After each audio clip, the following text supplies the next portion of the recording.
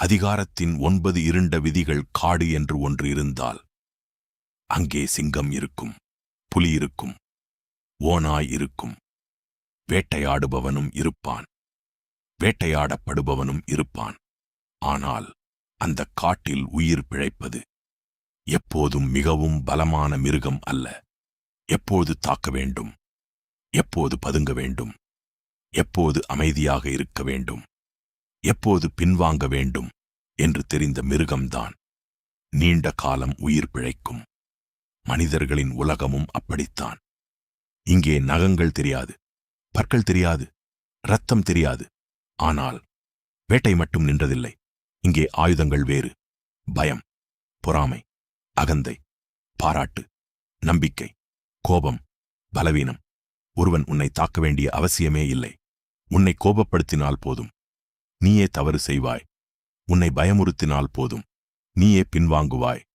உன் அகந்தையை கொஞ்சம் பாராட்டினால் போதும், நீயே கதவை திறப்பாய். அதனால்தான் இந்த உலகத்தில் ஆபத்தான மனிதன் அதிகமாக கத்துபவன் இல்லை, அதிகமாக மிரட்டுபவனும் இல்லை. அமைதியாக உன்னை படிப்பவன். ஏனென்றால் காட்டில் புலி தன்னை புலி என்று மறைக்காது. ஆனால் மனிதர்களின் உலகத்தில் ஓநாய் கூட ஆட்டின் முகத்துடன் வரலாம். இதுதான் அதிகாரத்தின் இருண்ட மனவியல்.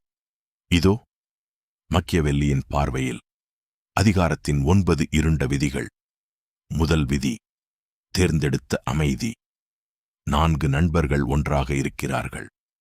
ஒருவன் உன்னை பார்த்து கேட்கிறான், என்னடா, இன்னும் அதே நிலைமையில்தான் இருக்கியா?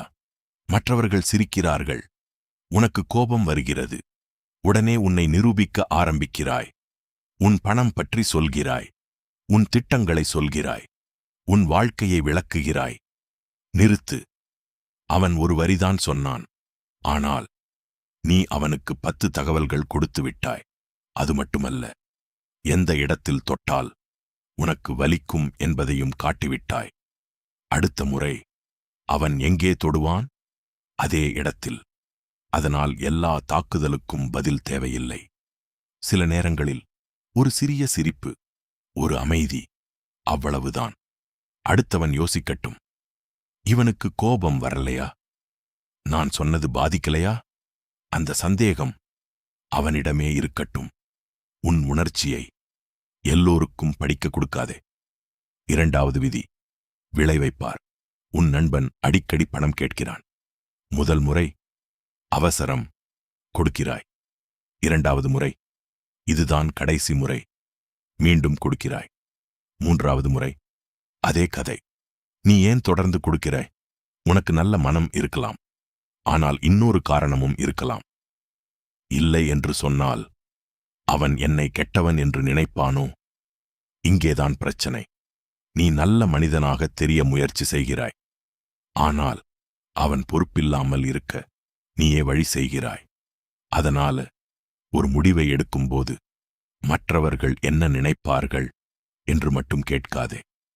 இதன் முடிவு என்ன என்று கேள். சில நேரங்களில் இல்லை என்பது கொடூரம் அல்ல, அது ஒரு எல்லை.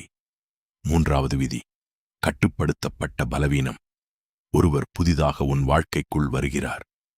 மிகவும் அன்பாக பேசுகிறார். என்னை நம்பலாம், நான் யாரிடமும் சொல்ல மாட்டேன். உனக்கும் அவரை பிடித்து விடுகிறது.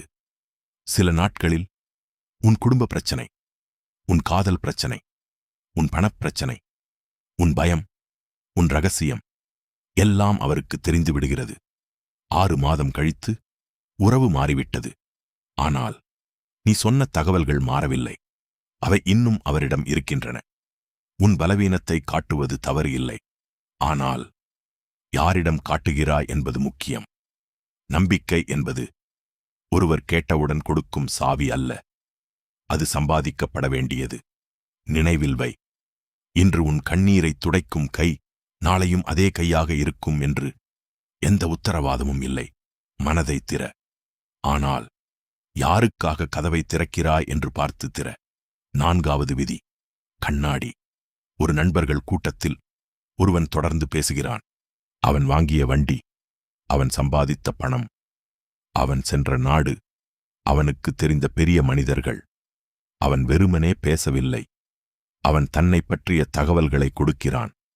ஒருவன் எப்போதும் பணத்தை பற்றி பேசினால் பணம் அவனுக்கு முக்கியம். ஒருவன் எப்போதும் மரியாதையை பற்றி பேசினால் அங்கீகாரம் அவனுக்கு முக்கியமாக இருக்கலாம். ஒருவன் எப்போதும் மற்றவர்களை குறை சொன்னால் அவன் எதை பார்த்து பயப்படுகிறான் என்பதும் தெரியலாம். மனிதர்களை புரிந்து கொள்ள எப்பொழுதும் கேள்வி கேட்க வேண்டியதில்லை. சில நேரங்களில் வாயை மூடிக்கொண்டு கேட்பதே போதும். மனிதர்கள் தங்களை பற்றி பேசும்போது தங்கள் மனதின் வரைபடத்தை கொஞ்சம் கொஞ்சமாக வெளியே வைக்கிறார்கள். பேசுவதில் மட்டும் திறமையாக இருக்காதே, கவனிப்பதிலும் திறமையாக இரு. 5வது விதி, முடிவின் அடிமையாகாதே. ஒருவர் உன்னை விட்டு மெதுவாக விலக ஆரம்பிக்கிறார். முன்பு உடனே பதில் வந்தது, இப்போது பல மணி நேரம். முன்பு அவர் உன்னை தேடினார், இப்போது நீ அவரை தேடுகிறாய். உனக்கு பயம் வருகிறது. இவர் என்னை விட்டு போய் விடுவாரா? நீ இன்னும் அதிகமாக செய்தி அனுப்புகிறாய், இன்னும் அதிகமாக விளக்கம் கேட்கிறாய், இன்னும் அதிகமாக பிடித்துக் கொள்கிறாய். அவர் இன்னும் தூரம் போகிறார். ஏன்? ஒரு கட்டத்தில் நீ அன்பால் நடக்கவில்லை, இழப்பின் பயத்தால் நடக்கிறாய். எதை இழக்க அதிகமாக பயப்படுகிறாயோ அதற்கு உன்னை கட்டுப்படுத்தும் சக்தி அதிகமாகும். ஒரு உறவு, ஒரு நட்பு, பணம், மரியாதை, ஒருவரின் கவனம், எதுவாக இருந்தாலும் இது இல்லாமல் என்னால் முடியாது என்று நினைத்த நொடியில் உன் நிலை பலவீனமாகிறது. அன்பு செய், முயற்சி செய்.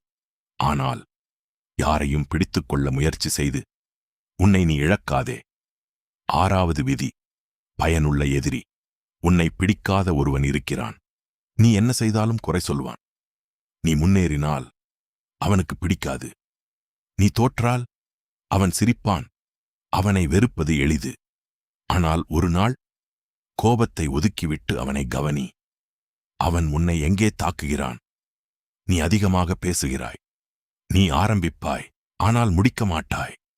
உனக்கு கோபம் சீக்கிரம் வருகிறது. அவன் சொல்வது எல்லாம் உண்மையில்லை. ஆனால் ஒரு கேள்வி மட்டும் கேள், இதில் கொஞ்சமாவது உண்மை இருக்கிறதா? நண்பன் உன்னை காயப்படுத்தக்கூடாது என்று சில உண்மைகளை சொல்லாமல் இருக்கலாம்.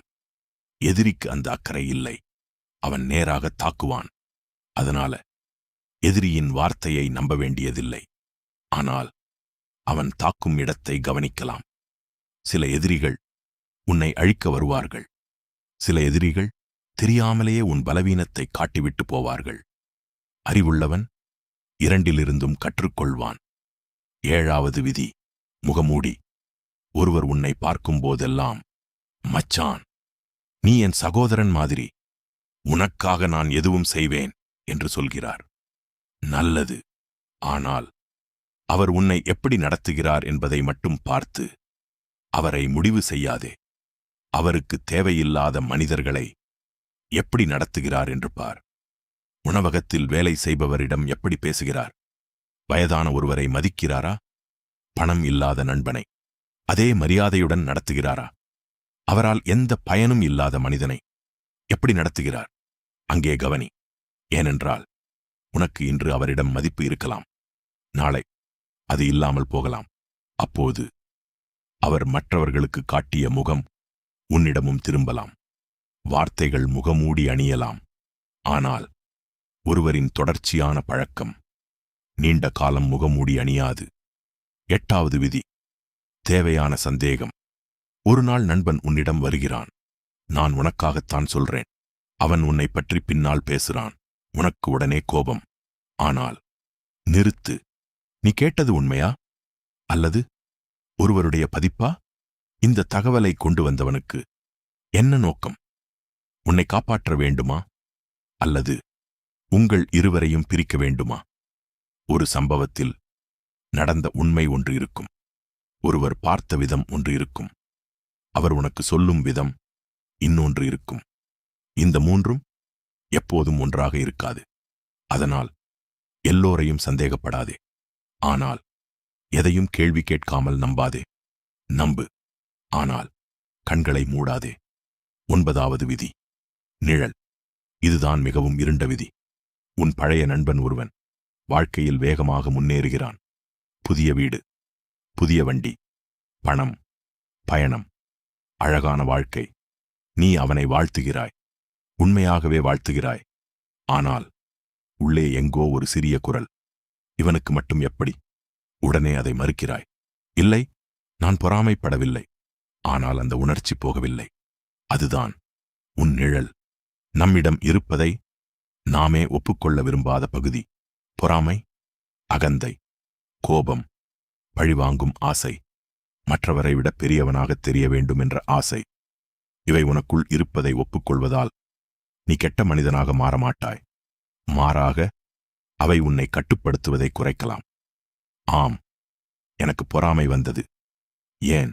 அவனிடம் இருப்பது எனக்கும் வேண்டுமா? அப்படியானால் அவனை வெறுப்பதற்கு பதிலாக நான் என்ன செய்ய வேண்டும்? அந்த நொடியில் பொறாமை விஷமாக இல்லாமல் தகவலாக மாறுகிறது. மற்றவர்களின் இருளை பார்ப்பது எளிது. ஆனால் நம்முடைய இருளை பார்ப்பதுதான் கடினம். உன் நிழலை நீ பார்க்க மறுத்தால் அது பின்னாலிருந்து உன்னை நடத்தும். நீ அதை நேராக பார்த்துவிட்டால் அதன் சக்தி குறையும். இப்போது இந்த 9 விதிகளையும் ஒன்றாக சேர்த்துப்பார். இதற்கு பின்னால் ஒரே ஒரு விஷயம் இருக்கிறது, கட்டுப்பாடு. ஆனால் மற்றவர்களை கட்டுப்படுத்துவது அல்ல. முதலில் உன்னை நீ கட்டுப்படுத்துவது. ஏனென்றால் உன்னை தோற்கடிக்க ஒருவன் உன்னை விட பலமாக இருக்க வேண்டியதில்லை. உன்னை கோபப்படுத்தினால் போதும், நீயே தவறு செய்வாய். உன்னை பயமுறுத்தினால் போதும், நீயே பின்வாங்குவாய். உன் அகந்தையை பாராட்டினால் போதும், நீயே கதவை திறப்பாய். உன்னை பொறாமைப்பட வைத்தால் போதும், நீ உன் பாதையை விட்டுவிட்டு அடுத்தவனின் வாழ்க்கையை பார்க்க ஆரம்பிப்பாய். அதனால்தான் மிகவும் ஆபத்தான மனிதன் அதிகமாக கத்துகிறவன் அல்ல, எல்லோரையும் மிரட்டுகிறவனும் அல்ல. அவன் கவனிக்கிறான், அவன் கேட்கிறான், அவன் அவசரமாக எதிர்வினை கொடுக்க மாட்டான். அவனை ஒரு வார்த்தையில் கோபப்படுத்த முடியாது, ஒரு பாராட்டில் வாங்க முடியாது, ஒரு பயத்தில் மடக்க முடியாது, ஒரு புறக்கணிப்பில் உடைக்க முடியாது. ஏனென்றால் அவனுடைய மனதின் சாவி அவனிடமே இருக்கிறது. காட்டில் சிங்கத்திற்கு அதன் பலம் தெரியும், புலிக்கு எப்போது தாக்க வேண்டும் என்று தெரியும், ஓநாய்க்கு எப்போது காத்திருக்க வேண்டும் என்று தெரியும். ஆனால் மனிதர்களின் உலகத்தில் நீ தெரிந்து வைத்திருக்க வேண்டியது ஒன்றுதான். உன் பலவீனம் எங்கே இருக்கிறது என்பதை உன்னை விட முன்னால் வேறொருவன் கண்டுபிடிக்க விடாதே. ஏனென்றால் அவன் அதை கண்டுபிடித்து விட்டால் உன்னை தள்ள வேண்டிய அவசியமே இல்லை. எந்த இடத்தில் தொட வேண்டும் என்று தெரிந்தால் போதும்.